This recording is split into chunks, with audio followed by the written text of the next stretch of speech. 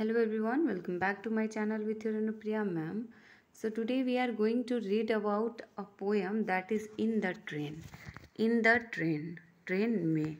Okay. So here you can see some question. So read it.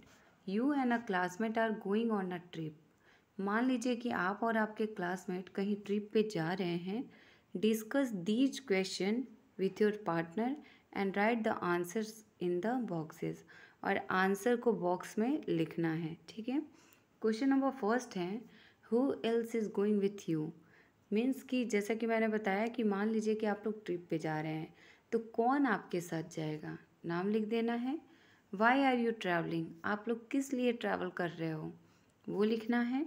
Where are you going, आप कहाँ जाना है, आपको कहाँ जा रहे हो. हाउ आर यू ट्रैवलिंग, आप किस चीज़ से कैसे ट्रैवल करोगे. ठीक है.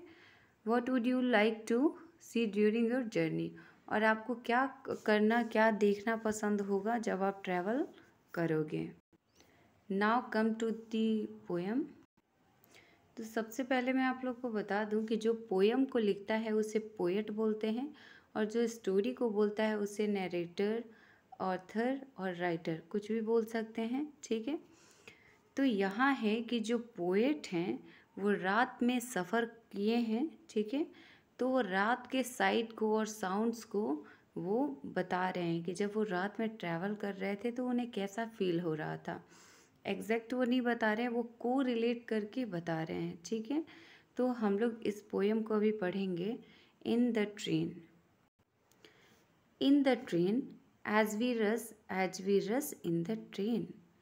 The tree and the houses go whirling back, but the starry heavens above the plains come flying on our track. So in this paragraph, poet want to say that as we rush in the train, means rush means दौड़ना या भागना. कि जब हम लोग भागते हैं, जब हम लोग दौड़ते हैं, जब हम लोग ट्रेन में दौड़ते हैं, तो यहाँ सेंस दौड़ना नहीं है. मीन्स कि वो ट्रेन के अंदर बैठे हैं और जब ट्रेन चल रही है तो उसको उन्होंने बोला है कि जब हम दौड़ते हैं, जब हम ट्रेन में दौड़ते हैं, the trees and the houses go willing back.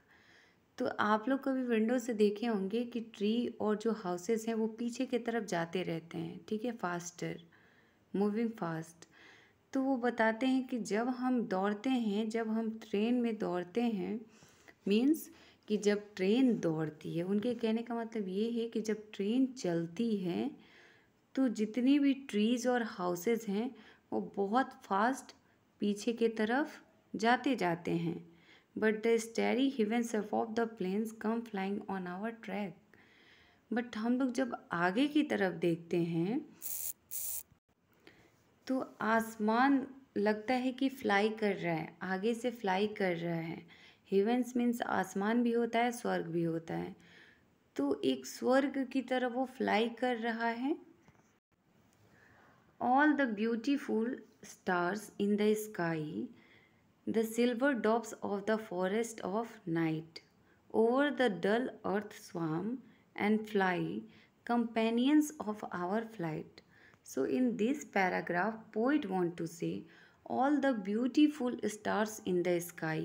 Means कि स्काई में जितने भी सुंदर सुंदर तारे हैं, the silver drops of the forest of night. तो वो रात में ऐसा लगता है कि रात में जैसे कि जंगल में बहुत सारे अगर सिल्वर कलर के पिजन हो, डॉप्स हो, कबूतर हों, तो अगर जंगल में मान लो कि सिल्वर कलर के बहुत सारे पिजन्स हो तो वो बहुत अच्छा दिखेंगे और चमकते हुए दिखेंगे. तो उन्होंने सिल्वर डॉप से स्टार्स को कंपेयर किया है कि रात में जैसे फॉरेस्ट में बहुत सारे सिल्वर कलर के डॉप्स रहते हैं, कबूतर रहते हैं, वैसे ही स्टार्स जो हैं वो स्काई में बहुत ही सुंदर लग रहे थे. Over the dull earth swarm and fly, companions of our flight.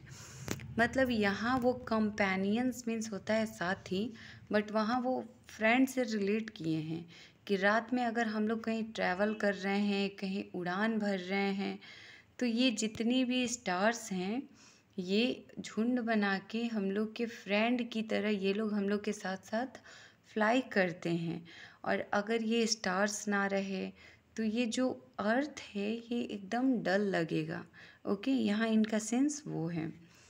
We will rush ever on without fear, let the goal be far, the flight be fleet, for we carry the heavens with us, dear, while the earth slips from our feet. So, in this paragraph, poet want to say that we will rush ever on without fear.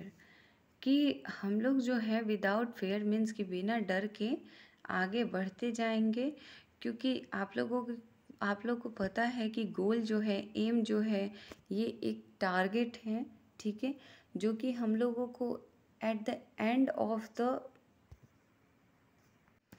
Anything means कि goal is the end point of the race और target. कि जो गोल है, जो M है, अगर हम लोग कुछ करना चाहते हैं लाइफ में तो वो एकदम एंड पॉइंट है, लेकिन उसके पहले हम लोगों को स्ट्रगल करना पड़ेगा।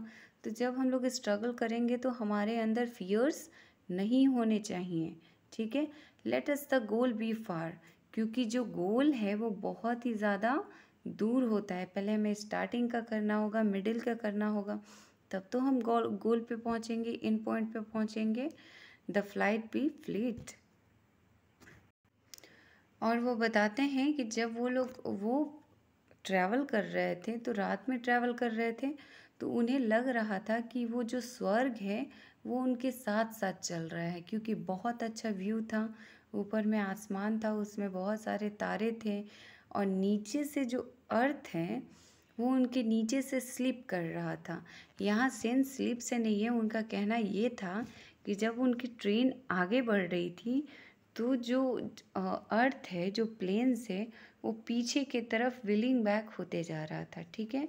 तो वो यहाँ सेंस दिए हैं कि वो जो अर्थ है वो उनके पैरों से स्लिप कर रहा था। सो ये आप लोग का पोएम है। होप कि आप लोग को समझ में आया होगा। अगर आप लोग को समझ में आया है तो वीडियो को लाइक करिए और चैनल को सब्सक्राइब करिए, ताकि मैं अगले चैप्टर का वीडियो डालूँ तो आप लोग को नोटिफिकेशन मिल जाए। Okay, thank you everyone.